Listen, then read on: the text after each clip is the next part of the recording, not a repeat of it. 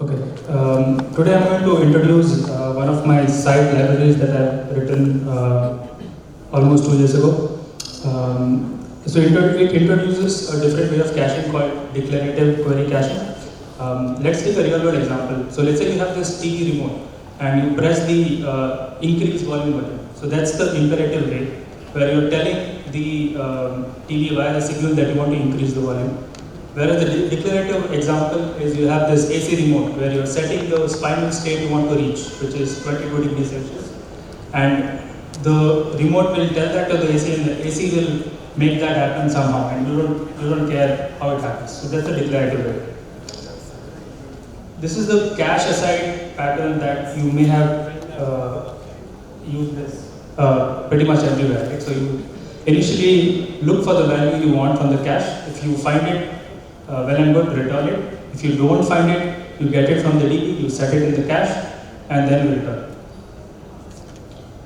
But what if you could do something like this? So in this example, you have the standard query that fetches employee details from the database, and then you have these SQL comments, which are kind of skipped over by the SQL parser. Here what you're trying to do is you're saying that my TTL for this query is 30 seconds, and I'm going to cache rows up to a limit of 10 rows, right? So this is a SQL query, and the entire syntax what you see is standard SQL with SQL comments inserted.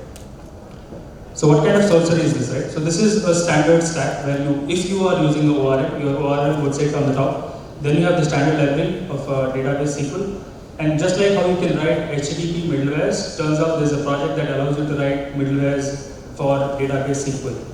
And this is where the library I've written uses that interceptor, and then you have your SQL driver layer, which is Postgres, MySQL, or SQLite.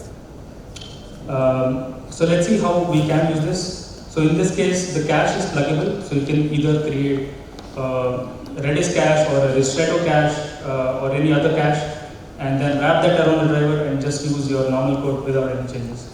So in this example, as you can see here, I'm fetching details about some books with a TTL of 5 seconds, and there are no other changes. It's just standard code here, and I'm going to run this example here.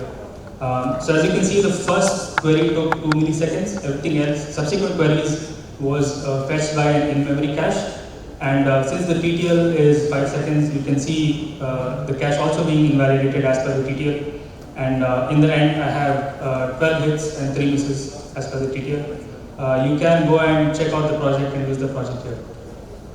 Yeah, thank you.